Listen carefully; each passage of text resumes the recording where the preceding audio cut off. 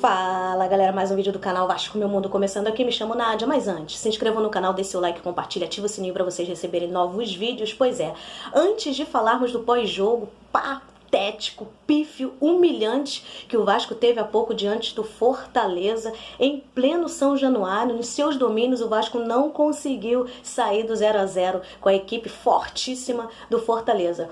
Na verdade, é um pouco mais organizada que a nossa, né? Mas daqui a pouco nós vamos falar desse pós-jogo. Mas antes eu quero falar pra vocês uma novidade aí do canal. Nós aí estamos sempre jogando uma musiquinha, a letra feita pela Arlene Valentim, a outra integrante aqui do canal. E nós temos uma letra que nós vamos jogar aí, ó, essa semana, quem sabe. Fiquem ligados aí.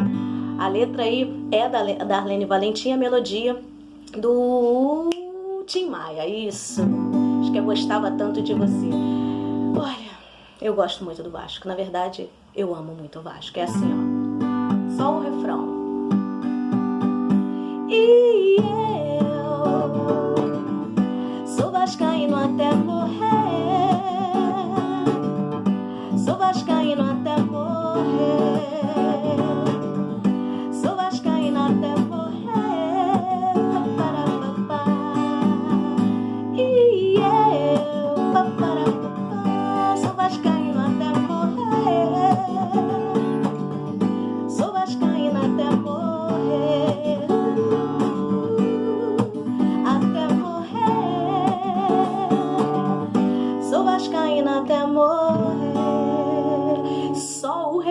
Vamos soltar essa música por completo, fiquem ligados, minha garganta tá um pouquinho ruim, mas eu acho que vocês vão gostar.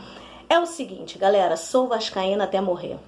Porque essa frase, de fato, tem sido um clichê do torcedor vascaíno. Eu vou te contar. Um jogo patético, eu vou direto ao ponto. Vamos lá. Benítez não jogou, né? Teve aí diagnosticado com a Covid-19, infelizmente, não jogou o Benítez. Quem entrou no lugar do Benítez? Iago Pikachu. Nada fez. Uma peça nula. O Pikachu não fez a função que foi delegado a ele. Não fez essa função.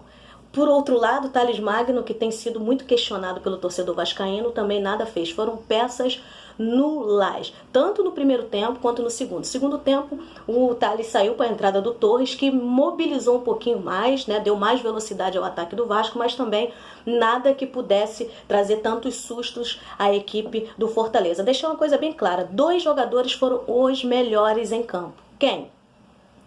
Léo Gil, né, o Colo Gil, que fez as funções de Thales. O Léo Gil hoje jogou como primeiro, segundo volante, jogou como ponta. É inacreditável, o cara conseguiu ali fazer tudo aquilo que os demais deveriam fazer.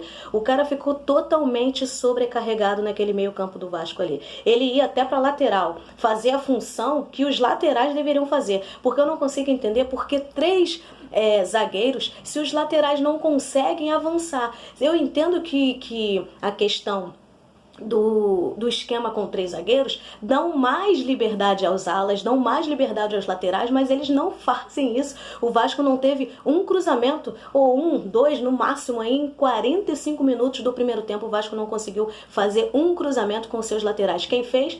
Colo Gil.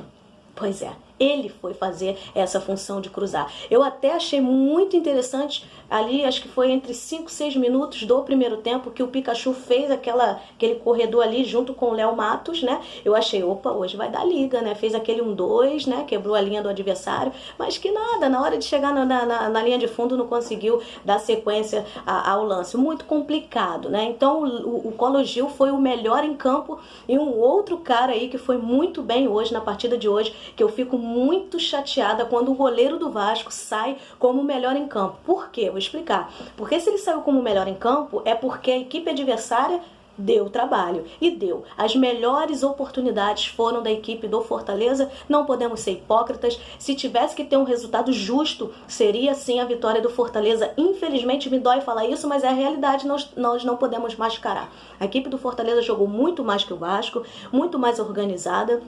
saía muito mais rápido ao contra-ataque, o Vasco ficava tocando aquela bola, picotando. Eu gostei até no primeiro tempo, entre 10, 11 minutos ali, onde o Vasco não conseguia entrar, porque a defesa do Fortaleza, a equipe muito bem compacta, eles conseguiram fechar ali, o Vasco não conseguia chegar até o ataque. Porém, o que o Vasco fez? Nesses primeiros 10 minutos do primeiro tempo, rodou a bola. Muito interessante, rodava com paciência. Mas o Vasco não tem jogadores que tenham características de quebrar marcação, características de fazer aquela função de um jogador que desequilibra, o Vasco não tem. Tem sim o Benítez, que faz essa função até muito melhor que os outros, mas infelizmente não estava em campo. E toda vez que o Benítez não está em campo, o Vasco sofre muito.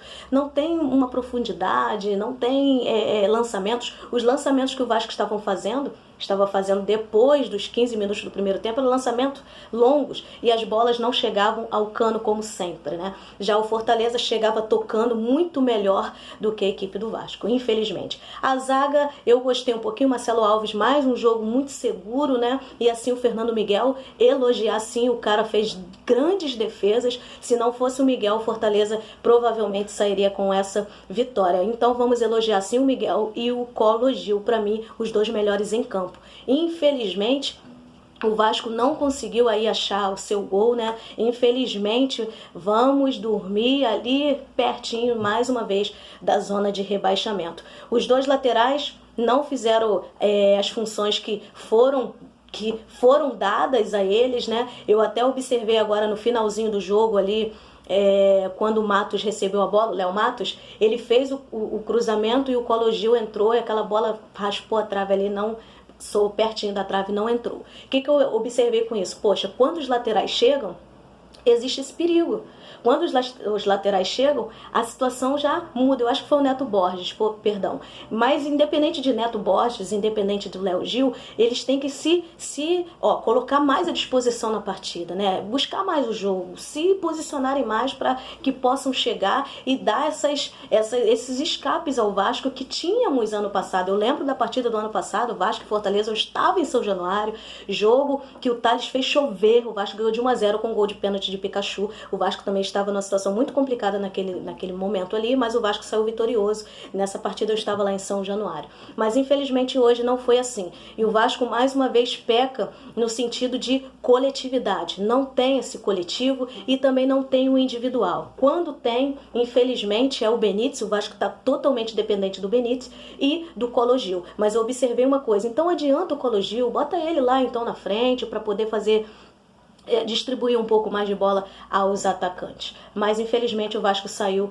com um empate que pra mim, gosto de derrota, né? Mas fazer o que? É isso, galera, esse é o pós-jogo, mas sou vascaína até morrer, sou vascaína até morrer. É isso, fiquem com Deus e